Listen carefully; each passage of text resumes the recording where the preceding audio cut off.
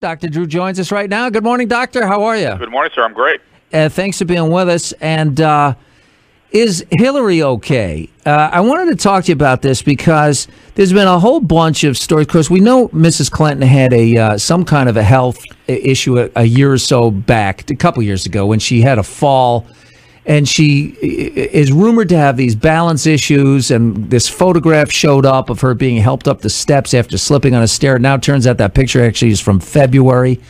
Hannity inexplicably spent an entire week, trying to analyze her health from still photos. Hannity? Yeah, an innuendo. But I wanted to get your take on this because, is it fair for us to be making health evaluations based on images that we see on the media? Because, if a camera was on me, I trip and stumble all the time. Me too. Yeah, I'm very concerned about people, journalists and people with no medical training, even discussing this issue. They need to bring physicians in. And there's not a lot we can tell from visual images, unless we see, major neurological changes or a rash or something. But the fact is, she released her medical records some time ago. And if you listen to my show last week, I just called a friend of mine, Dr. Robert Heisinger, who's an excellent internist pulmonologist, and we just dispassionately sat and evaluated the medical record that she had released.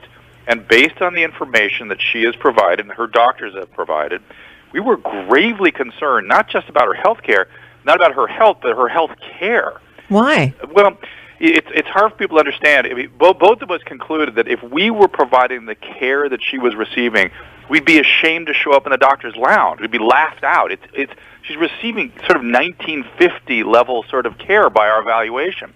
So here's the basic facts. And by the way, before I launch into it, I don't know if you saw the New York Times this morning, but the science section has a front page article about the so-called Goldwater rule, where psychiatrists are being urged from an ethical perspective not to, quote, psychoanalyze political figures or people that they don't have a chance to evaluate. In that they're saying that this thing needs to change. It may be even our ethical obligation to evaluate leaders. And there's a giant difference between, quote, psychoanalyzing somebody and looking at medical symptoms that are apparent as a result of people's behavior. That's very different than saying trying to derive deep notions about their psychological sort of constructs, as opposed to, hey, that person looks depressed or that person looks manic. Well, there are people calling for saying that Trump needs a mental exam. Yeah, Karen Bass, the former state assembly speaker, wants legislation passed. You can't say he's a malignant narcissist because he maintains relationships. That's the only thing we can say at a distance. People flee malignant narcissists. They don't want to be around them. Well, they do unless they have $1 billion. Because people will stay tethered. They will stay tethered to people who are paying them. Children of malignant narcissists aren't well put together and aren't inclined to be around their fathers, believe me. But he does have pressured speech, and he has trouble editing his speech, and he seems to have boundless energy, and he says he only sleeps 4 hours a night. Mm-hmm. Well, I don't know Mr. Trump, but if I were adding that score up, I'd say, that's hypomania. Maybe he's got a little hypomanic stuff going on. And by the way, this article in the New York Times points this out too. All these things we say are not pure pejoratives. If somebody were the president, I kind of want them to be hypomanic because the problem is the risk is they could flip into mania or say things they shouldn't say, as we're sort of seeing here. But let's go back to Hillary. So we took a look at her record, and here are the basic facts. She had 2 episodes of what's called deep venous thrombosis, common problem, blood clots in the leg. She also has hypothyroidism. Now, she's being treated for hypothyroidism with something called Armour thyroid, which is very unconventional and something that we used to use back in the 60s.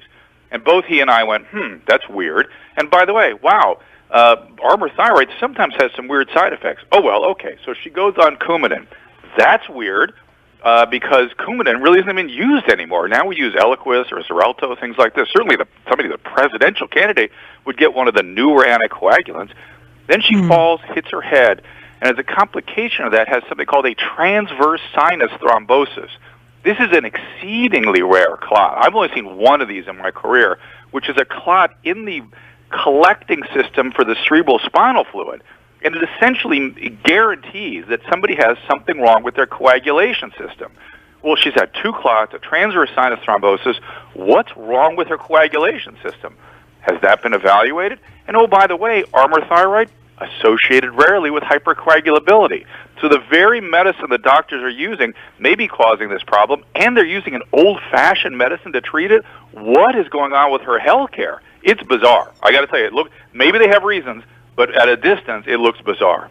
We're talking with, of course, Dr. Drew, who is heard every day on this very radio station and on HLN on your TVs, and you can follow him on Twitter at Dr. Drew. The medical history of presidents is something that we only have recently started to get into. The reality is that most presidential health crises were hidden from the public. I mean, famously, Grover Cleveland had cancer surgery on his jaw on a boat in New York Harbor. How about Wilson? Had a stroke, right? And they basically just kept him in the White House, and his wife ran the country for 2 years. That's right. So this is a new for that matter. FDR. Most Americans didn't realize FDR suffered from polio. Well, and once they're president, there seems to be generally at least a standard of care that is maintained. But for our senators and congressmen and judges and political candidates, there's no objective standard. We have no reassurances of them getting even moderate care. They get what they get, and it just seems to he and I that there ought to be some sort of standard for people that are going to lead the country or are going to be making these important decisions. This, again, Hillary may be fine with all of this. I mean, it's dangerous and it's concerning, but you can see. And by the way, there are two other things that gravely concerned us. When she hit her head, she had to wear these prism glasses when she came out. Right. That is brain damage, and it's affecting her balance. Now, clearly, it hasn't affected her cognition, but tell us a little more about that. That's profound. And then number two, when they screened her for heart disease, again, they did an old-fashioned screen. It just seems like she's getting care from somebody that she met in Arkansas when she was a kid. And you got to wonder. You got to wonder. It's not so much that her health is a grave concern. It's that the care she's getting could make it a concern.